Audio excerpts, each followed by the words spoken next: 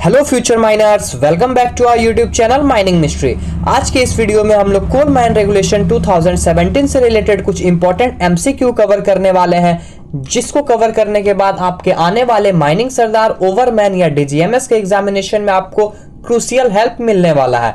तो यदि आप हमारे चैनल पे फर्स्ट टाइम विजिट कर रहे हैं तो काइंडली हमारे चैनल को सब्सक्राइब करें और अपने दोस्तों के साथ भी इस चैनल को शेयर करें, क्योंकि खुशियां जो है वो बांटने से ही बढ़ती है। आप हमारे टेलीग्राम चैनल से भी जुड़ सकते हैं। अगर आपको फ्री ऑफ कॉस्ट क्विज में पार्टिसिपेट करना है तो हमारे टेलीग्राम चैनल से भी जुड़े। आप टेलीग्राम चैनल का लिंक हमारे डिस्क्रिप्शन बॉक्स में आपको मिल जाएगा। चलिए अब बिना कोई देरी किए हुए हमेशा की तरह कुछ नया और कुछ अलग सीखते हैं।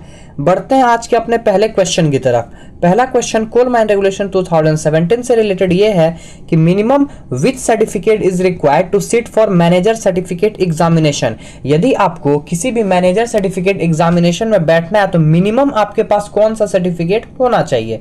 Option number A 12th, option number B GT, option number C overman, option number D सरदार। तो क्वेश्चन नंबर 1 का जो राइट आंसर हो जाएगा वो होगा ऑप्शन नंबर डी सरदार। बहुत बच्चे 10th, 12th और डिप्लोमा या फिर सरदार और ओवरमैन में कंफ्यूज होते हैं। तो देखिए मैं आपको क्लियर कर दूं, अगर क्वालिफिकेशन पूछा जाएगा तब आपको करना है 12th, डिप्लोमा या फिर डिग्री, ठीक है। और यदि सर्टिफिकेट पूछा जाएगा तो मिनिमम आपके पास सरदार सर्टिफिकेट होना चाहिए किसी भी मैनेजर एग्जामिनेशन को देने के लिए। यदि आप अनरेस्ट्रिक्टेड के लिए दे रहे हैं तो सरदार प्लस जीटी भी चाहिए, और अगर रेस्ट्रिक्टेड मैनेजर के लिए दे रहे हैं तो आपको जीटी नहीं चाहिए, सिर्फ सरदार सर्टिफिकेट। मिनिमम सरदार सर्टिफिकेट से ही आप मैनेजर सर्टिफिकेट ले सकते हैं विथ एक्सपीरियंस, वो एक अलग क्राइटेरिया है। चलिए बढ़ते हैं क्वेश्चन नंबर 2 की तरफ।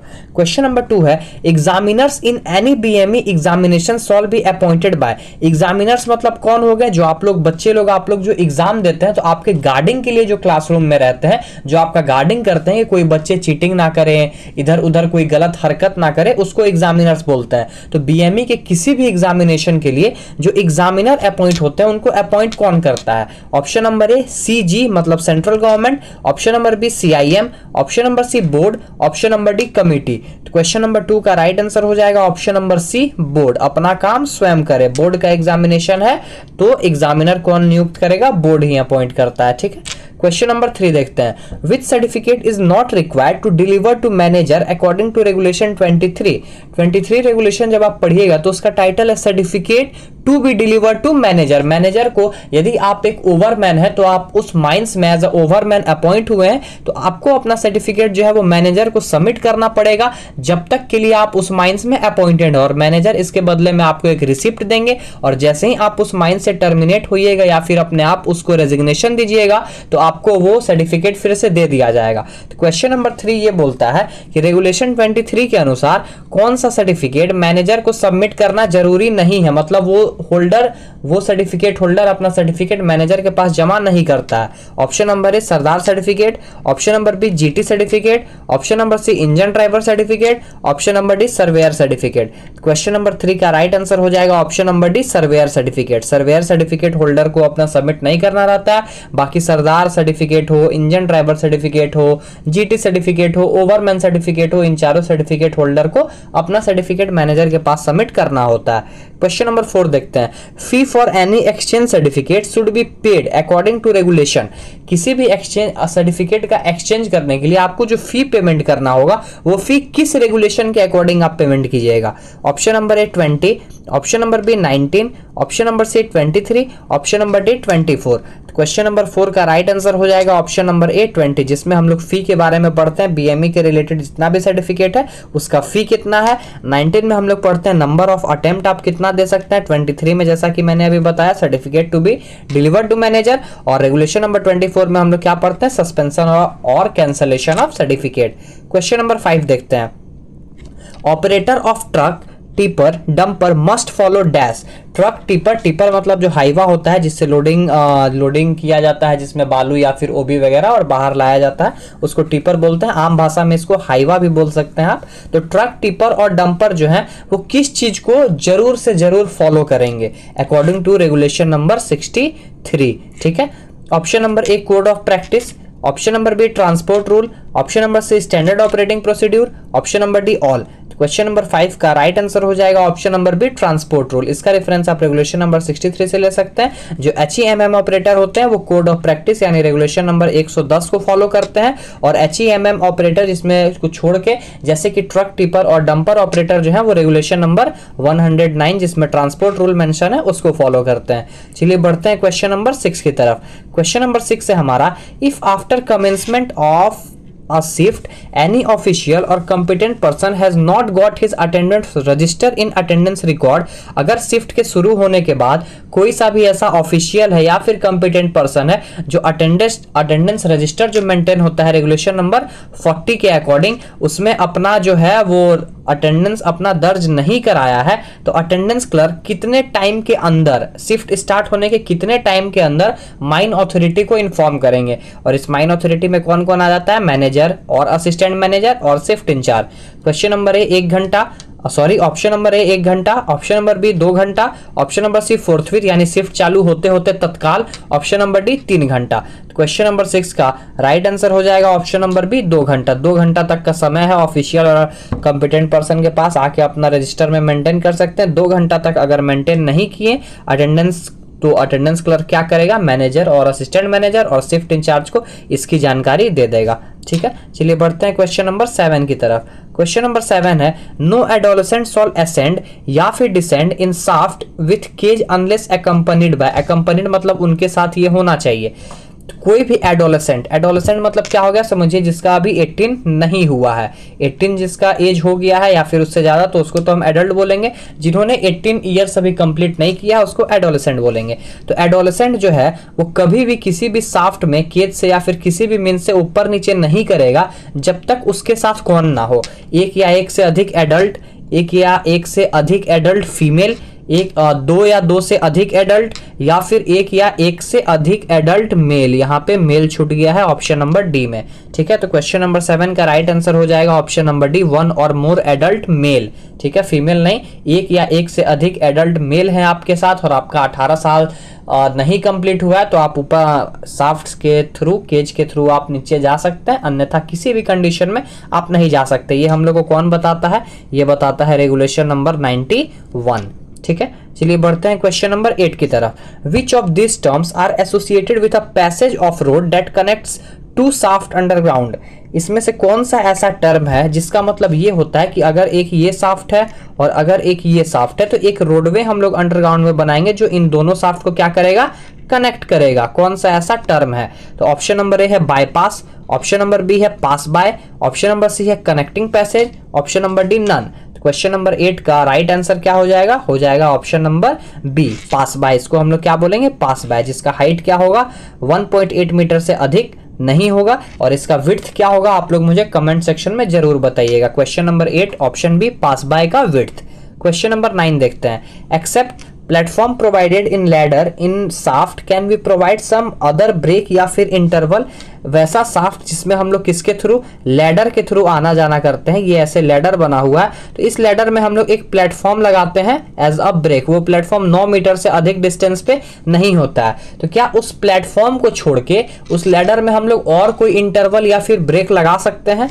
ऑप्शन नंबर ए यस लगा सकते हैं, ऑप्शन नंबर बी नहीं लगा सकते हैं, ऑप्शन नंबर सी यदि CIM परमिट किए हैं तो लगा सकते हैं। क्वेश्चन नंबर 9 का राइट आंसर हो जाएगा ऑप्शन नंबर बी नो, नहीं लगा सकते हैं। बस एक उसका जो प्लेटफॉर्म ही है वही ब्रेकिंग और या फिर इंटरवल बनेगा उस लैडर में, इसके अलावा और कुछ भी ब्रेकिंग या फिर आप रेस्ट करने के लिए या फिर ब्रेक इंटरवल के लिए नहीं लगा सकते हैं। क्वेश्चन नंबर 10 देखते हैं, only dash side sawn sleeper shall be used for go fit support in depillaring panel. Depillaring panel में गो फिट सपोर्ट से ये रिलेटेड है, इसका रेफरेंस आप रेगुलेशन नंबर 124 से ले सकते हैं। ऑप्शन नंबर ए है 1, ऑप्शन नंबर बी है 2, ऑप्शन नंबर सी है 4, ऑप्शन नंबर डी है 3। तो क्वेश्चन नंबर 10 का राइट आंसर हो जाएगा ऑप्शन नंबर सी 4। ठीक है, इसका रेफरेंस जैसा कि मैंने आप बताया रेगुलेशन नंबर 124 से ले सकते हैं। यदि आपको CMR 2017 में किसी भी तरह का कोई डाउट आ रहा है, आप क्वेश्चन सॉल्व नहीं कर पा रहे हैं या फिर बुक का भाषा आपको समझ में नहीं आ रहा है, तो माइनिंग मिस्ट्री की तरफ से जो CMR 2017 का नोट्स प्रोवाइड किया जा रहा है उसको आप परचेस कर सकते हैं, या फिर आप प्रैक्टिस से टेस्ट सीरीज परचेस कर सकते हैं जिसमें आपको टोटल 850 प्लस MCQ का एक सेट मिलेगा, जिसमें आपका इंपॉर्टेंट टॉपिक जो कि आपके आने वाले माइनिंग सरदार ओवरमैन और यहाँ तक तक कि सरदार एग्जामिनेशन जो दिसंबर में होने वाला है डीजीएमएस का सर्टिफिकेट के लिए, उसके लिए भी इंपॉर्टेंट हो सकता है। इसमें मैंने सीएमआर एक्ट रूल से क्वेश्चन दिया है, ventilation flame safety lamp mine gases से क्वेश्चन है इस पीडीएफ में, सपोर्ट जो अंडरग्राउंड में प्रोवाइड किया जाता है उससे रिलेटेड क्वेश्चन है, शॉर्ट फायरिंग से रिलेटेड क्वेश्चन है, वीटी रूल से रिलेटेड क्वेश्चन है और जनरल माइनिंग से रिलेटेड कुछ क्वेश्चन को मैंने ऐड किया है। टोटल 850 प्लस आपको एमसीक्यू मिलने वाला है इस सेट में। इसको परचेस करने के लिए आप स्क्रीन पे दिए गए नंबर 9122105819 पे कांटेक्ट कर सकते हैं। अभी मेरे पास 2 पीडीएफ अवेलेबल है। पहला पीडीएफ ये प्रैक्टिस सेट है और दूसरा एक स्पेशली मैंने सीएमआर 2017 का नोट्स बनाया है जिसमें आपको टोटल 800 प्लस क्वेश्चन मिल जाता है रेगुलेशन नंबर 1 से रेगुलेशन नंबर 260 तक। उसको भी परचेस करने के लिए आप सेम नंबर पे कांटेक्ट कर सकते हैं और अपना तैयारी को और स्ट्रांग बना सकते हैं। ठीक है, चलिए बढ़ते हैं क्वेश्चन नंबर 11 की तरफ। क्वेश्चन नंबर 11 है हमारा, if in any underground mines percentage of inflammable gas is not found in general body of air. Inflammable का स्पेलिंग थोड़ा मिस्टेक हो गया है, कृपया इससे आप मुझे जज ना करें। इनफ्लेमेबल गैस का परसेंटेज यदि जनरल बॉडी ऑफ एयर में नहीं मिला है, मतलब मीथेन उस माइंस में नहीं है, तो उस माइंस को हम लोग किस डिग्री ऑफ गैसीनेस में क्लासिफाई करेंगे? Option number A degree 1, option number B degree 2, option number C required by CIM, यानी सीआईएम को नोटिस देंगे और सीआईएम जो बोले उनके अकॉर्डिंग करना है, या फिर उसमें अगर गैस नहीं मिल रहा है तो उसको किसी भी डिग्री ऑफ गैसीनेस में हम लोग नहीं रखेंगे।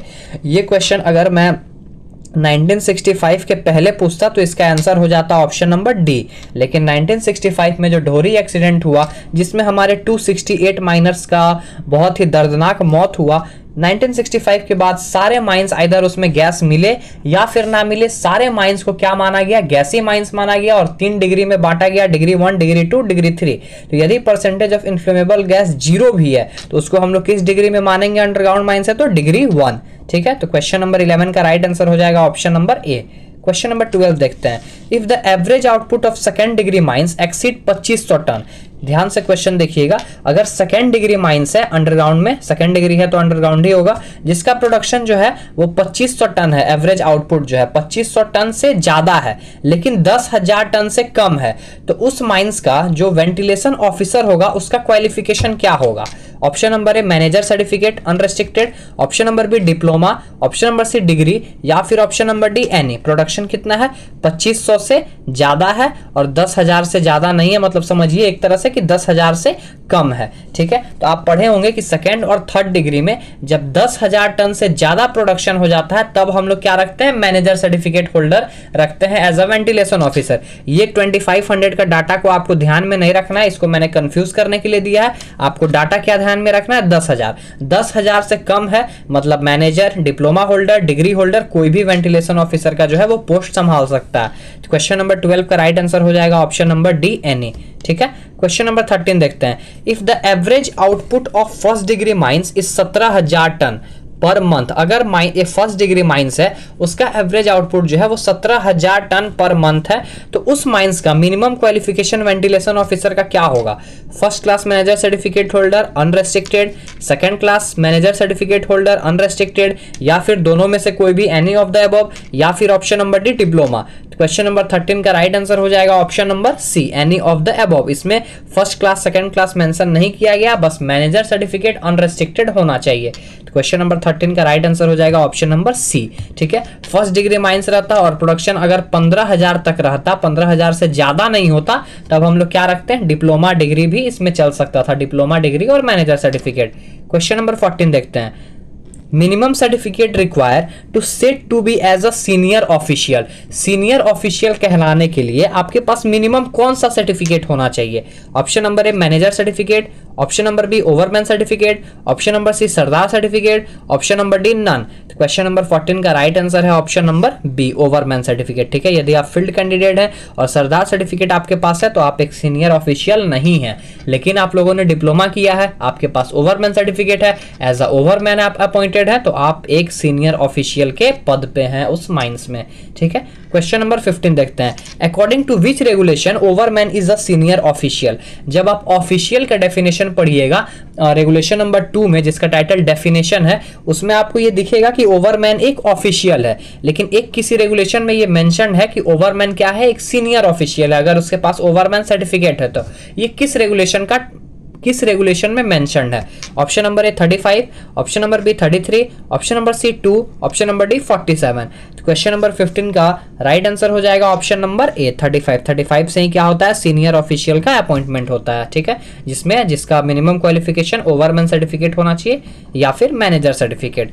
क्वेश्चन नंबर 16 देखते हैं। अकॉर्डिंग टू विच रेगुलेशन सरदार राइट देयर डेली रिपोर्ट? सरदार अपना डेली रिपोर्ट जो है वो किस रेगुलेशन के according bound page book maintain किया हुआ चीज में लिखता है? Option number A 17, option number B 48, option number C 129, option number D none. ये तीनों रेगुलेशन सरदार से ही रिलेटेड है। एक एक करके हम लोग देखते हैं। रेगुलेशन 17 जो है इसमें प्रैक्टिकल एक्सपीरियंस आपका कितना होना चाहिए सरदार सर्टिफिकेट एग्जामिनेशन में बैठने के लिए, ये मेंशन है। रेगुलेशन नंबर 48 में आपको पता होगा ड्यूटीज एंड रिस्पॉन्सिबिलिटी ऑफ सरदार है। रेगुलेशन नंबर 129 में क्या होता है? सरदार इससे अपॉइंट होता है और इसी रेगुलेशन के अकॉर्डिंग सरदार क्या करता है? बाउंड पेज बुक में अपना डेली रिपोर्ट को मेंटेन करता है। ओवरमैन की बात करें तो ओवरमैन जो है वो रेगुलेशन 47 के अकॉर्डिंग रखा हुआ बाउंड पेज बुक में अपना डेली रिपोर्ट को मेंटेन करता है। क्वेश्चन नंबर 17 देखते हैं। Who shawl provide for safety and proper discipline of person employed in mines?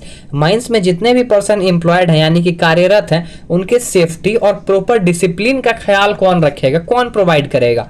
Option number A manager, option number B owner, option number C RIM यानी कि regional inspector of mines, या फिर last option owner agent and manager. Question number 17 का right answer हो जाएगा option number D owner agent and manager. इसका reference आप regulation number 36 से ले सकते हैं। क्वेश्चन नंबर 18 देखते हैं।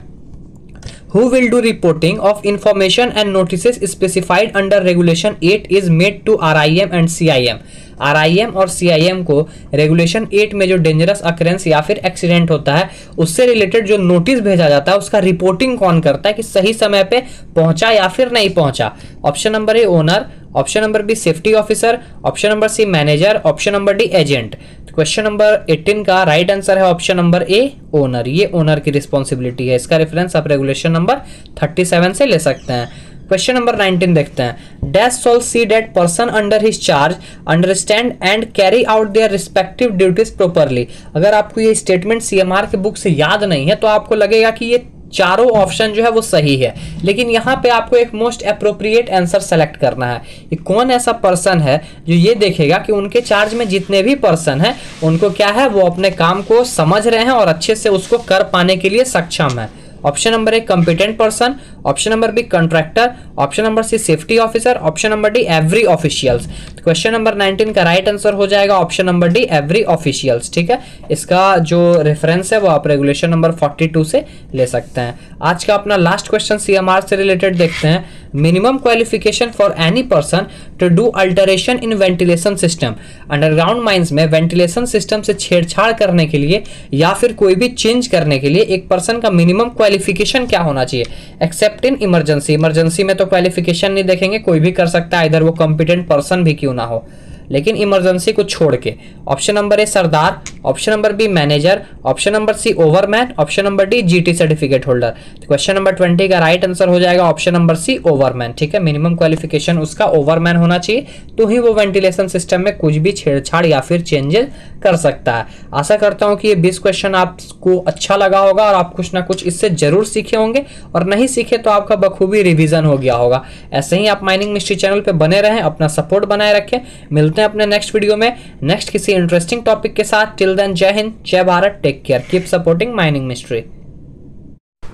वीडियो में बने रहने के लिए आप सभी का बहुत बहुत धन्यवाद। ऐसे ही माइनिंग मिस्ट्री चैनल पे अपना सपोर्ट बनाए रखें और माइनिंग इंडस्ट्री के लेटेस्ट न्यूज़ और डेवलपमेंट से अप टू डेटेड रहने के लिए आप हमारे चैनल को सब्सक्राइब करें और बेल आइकन को जरूर प्रेस करें ताकि आपसे कभी भी कोई भी अपडेट मिस ना हो पाए।